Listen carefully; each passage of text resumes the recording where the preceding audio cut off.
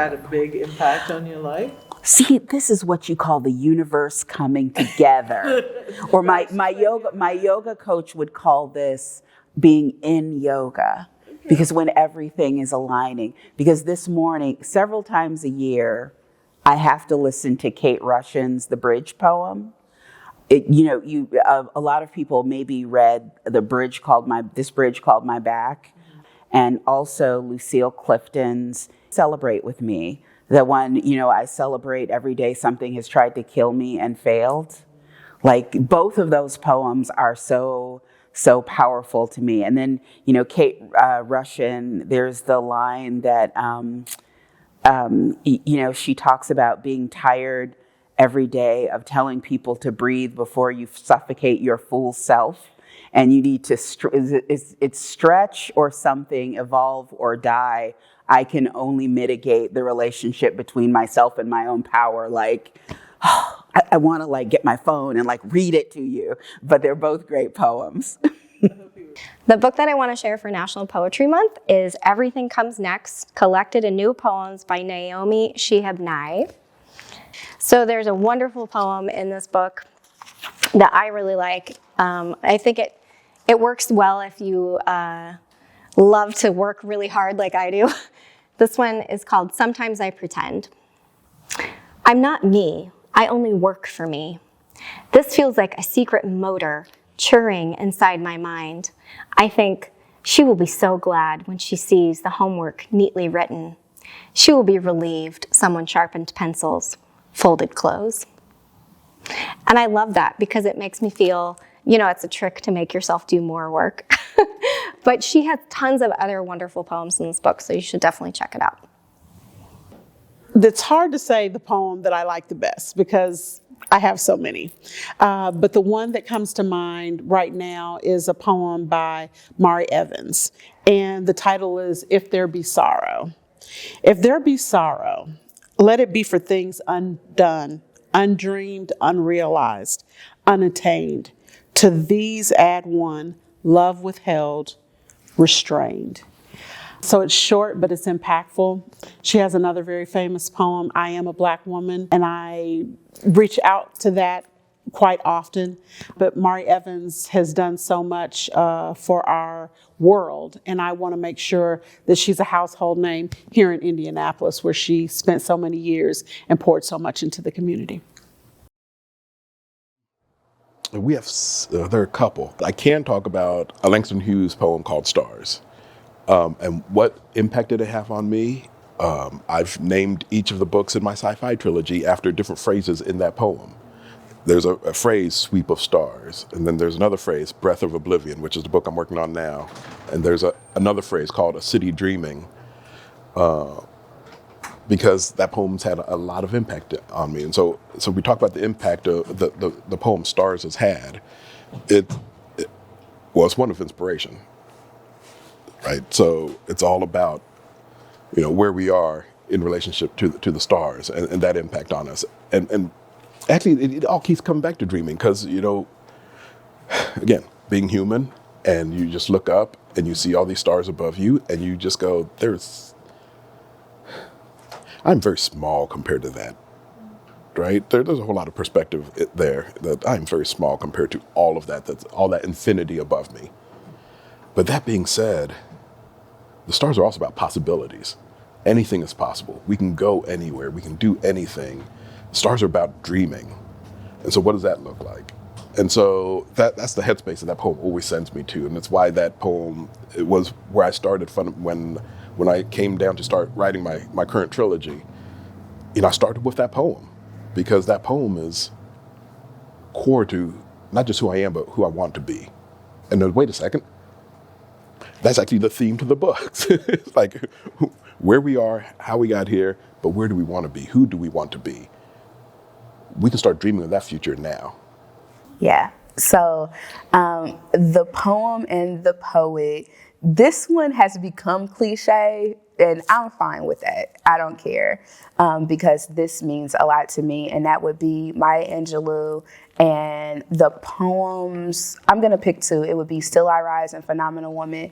So when I was growing up as a kid, late 80s, early 90s, you know, Maya Angelou meant a lot in my community. So I grew up in a family full of women. And I remember my grandmother letting me stay home to see Maya Angelou give a poem at Bill Clinton's inauguration. And that impacted me so much. And I'm trying not to cry because I didn't know I was going to cry. But just being able to witness her encouraged me so much. We had access to television and we had access to the library. So that's how I really got to know her work. I remember seeing her on Oprah a lot. Oprah always had her on. And she was somebody that really impacted my life. When I was in 6th grade, my 6th grade teacher, Miss Chambers, she gave me a collection of Maya Angelou books, and I read them all, of course, and to this day, I would still go back and reread certain things. And then it's just, she pops up in so many different impactful moments in my life. So it's just funny how that happens, but I would definitely say Maya Angelou. Oh, also the movie Poetic Justice came out when I was a kid, and they had her poetry throughout the entire movie. And yeah, just being able to interact with her work in that way was incredibly impactful to who I am as a woman and as a writer. I mean, I can just tell you the first one that came to mind. I feel like that's probably the most honest answer, right? Is Ani DeFranco's Grand Canyon. Oh no, that's probably why. No.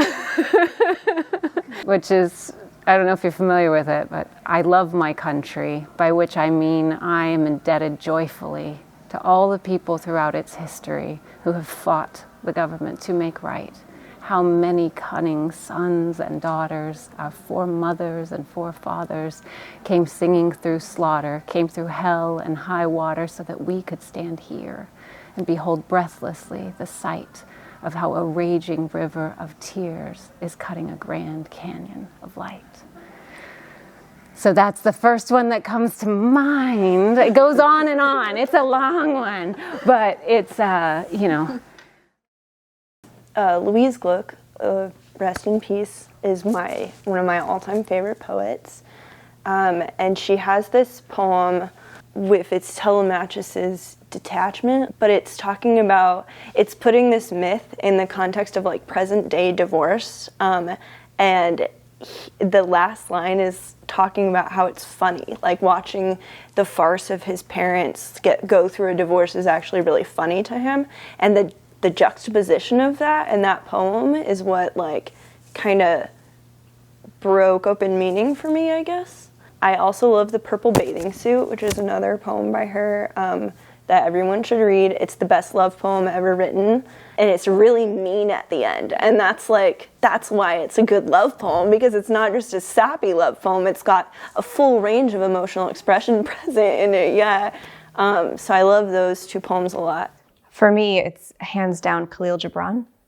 When I was a child and first introduced to him and his work, The Prophet in particular, it opened my eyes. I felt like it was written for me. I remember there was a line in there about children, and he said something along the lines of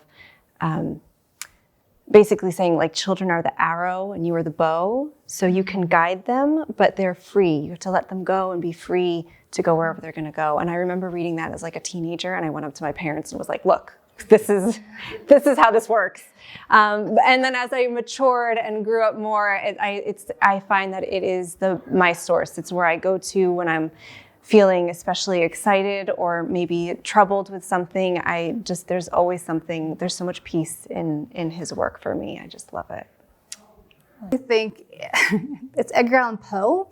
I think the first time that I started reading some of his pieces and it was darker. And it was like when in school, I feel like you read a lot of bright things and very happy things that are poetic, and you start reading Poe and you're like, okay, this not only is this emotional, but there is some very dark moments that he's going to and explaining in some of those pieces. And so I think, I was like, oh yeah, I even have a Poe purse that I got in Irvington. I'm like, oh yeah, I would say Poe has been more, at least in my initial starting to look at reading poetry. But I will say we do have a couple of poets on staff, and I asked them for recommendations on some poetry to get in for National Poetry Month. So, and a lot of it I have never read, and so I'm very excited to have someone who is a little more knowledgeable than I have. I feel like I'm a little more novice in alive poets. I feel like so often we go back to the old standards, and we need to support the poets who are doing things now because they have a lot to say. So I'm very excited to dig into some of the poetry that we're getting in for next month.